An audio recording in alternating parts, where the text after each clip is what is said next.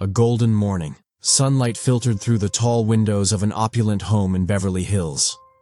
The air was thick with the scent of fresh coffee and expensive leather.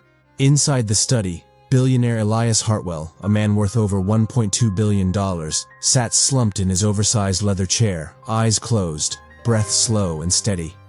He looked like he was asleep, but he wasn't. He was testing, not for loyalty, not for honesty, for love, and what happened next would change everything. In the quiet stillness of a golden morning, sunlight filtered through the tall windows of an opulent home in Beverly Hills. The air was thick with the scent of fresh coffee and expensive leather. Inside the study, billionaire Elias Hartwell, a man worth over $1.2 billion, sat slumped in his oversized leather chair, eyes closed, breath slow and steady. He looked like he was asleep, but he wasn't. He was testing, not for loyalty, not for honesty, for love. And what happened next would change everything. Zion wasn't supposed to be in the study, but she often came here when she thought no one was looking. She liked the quiet, the smell of paper and ink, the way the sun hit the bookshelf. Just right. She wore her yellow rubber gloves, her mother's rule. Always protect your hands. And today, she carried a small bucket of cleaning supplies. She'd been told to clean the kitchen, but she'd wandered. As she entered, her eyes landed on the open safe. Her breath caught. She stared. Then, slowly, she approached the sleeping man.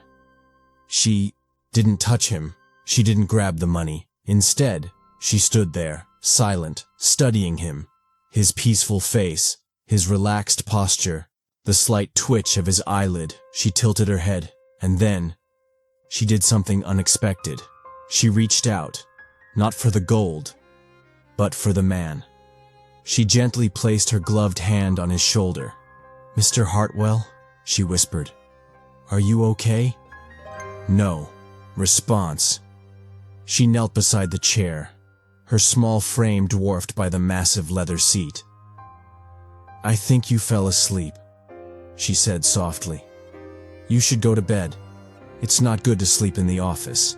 Still, no movement. Then, with careful hands, she took off her yellow gloves and placed them neatly on the desk. She reached into her pocket and pulled out a small, worn cloth, the same one she used to wipe the glasses in the living room. She began to gently wipe the dust from his shirt, just like her mother taught her. She cleaned his collar, brushed off a speck of lint, straightened his sleeves. All the while she murmured to herself, "You're tired. I know you are.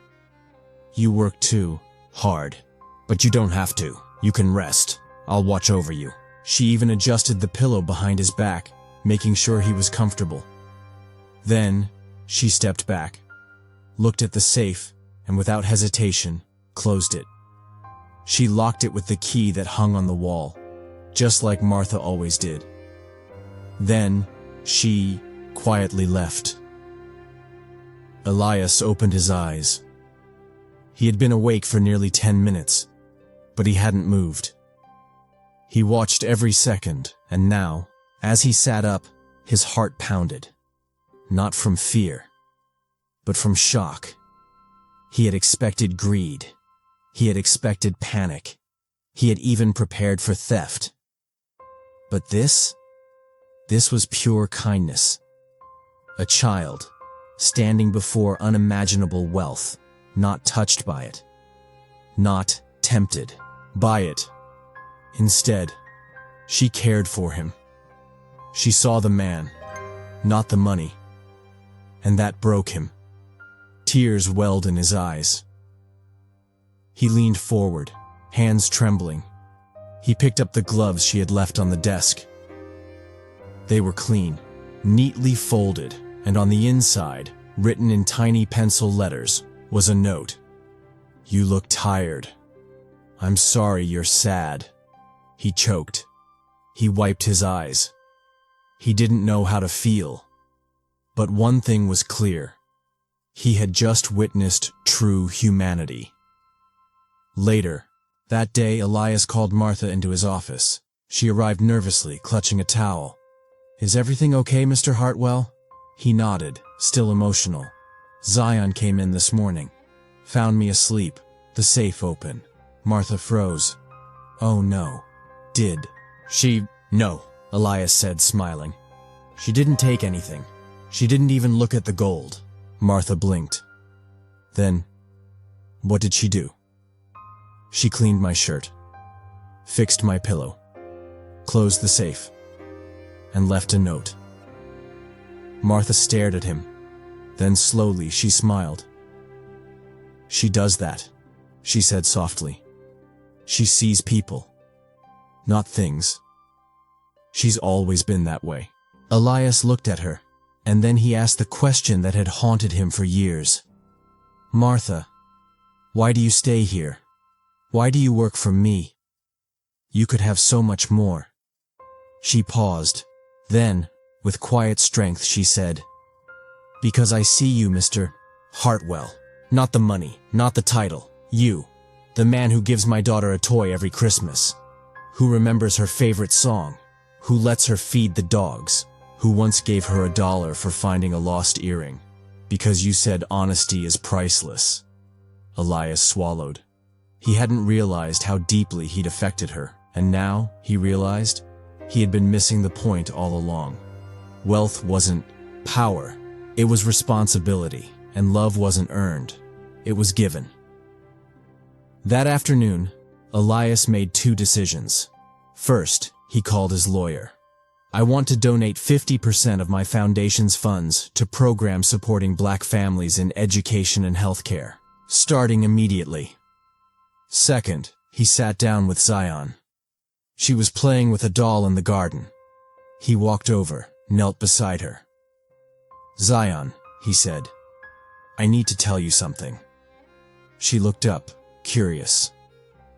"I pretended to be asleep today. I wanted to see what you'd do. I thought maybe you'd take the money, or run away." She frowned. "But I didn't," she said simply. "Because you're not a monster. You're just tired." Elias smiled. "I'm glad you saw that." Then he reached into his pocket and pulled out a small box. Inside was a silver locket. He opened it. Inside, a photo of Zion and her mother. "Your mom gave this to me years ago," he said. "She said, if I ever leave, give it to Zion. I kept it safe. Today I want to give it back." Zion's eyes filled with tears. She hugged him tightly. "I love you, Mr. Hartwell," she whispered. "And I love you too," he said, "more than you know." From that day on, things changed. Elias didn't just give money, he gave time. He started visiting schools in underserved communities. He launched a mentorship program for young Black girls, named after Zion. And he invited Martha and her family to live in a smaller home on his property, paid for, of course, but with dignity, privacy, and respect. He stopped seeing them as employees. He saw them as family. Years later, when Zion turned 18, she graduated from Stanford with honors. At her graduation, Elias stood up and said, "This girl taught me more about humanity than any business school ever could. She showed me that real wealth isn't measured in dollars. It's measured in moments, in kindness, in love." And as the crowd clapped, Zion looked at her mother, then at Elias, her adopted father, and smiled. Because she knew. She hadn't just saved a billionaire. She had saved a soul. Epilogue. The meaning of wealth.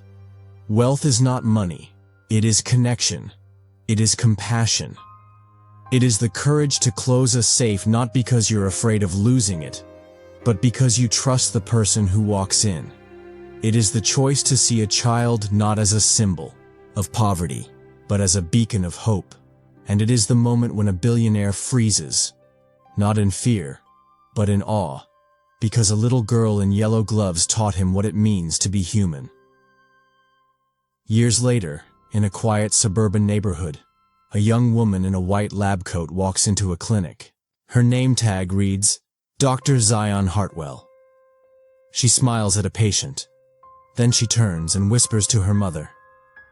I remember that day, when I cleaned the man's shirt. I didn't know I was changing his life, but I knew I was doing the right thing. Martha hugs her, and in the distance, a man in a blue shirt watches from a porch, smiling. Because sometimes the greatest fortune isn't found in a vault, it's found in a child's heart.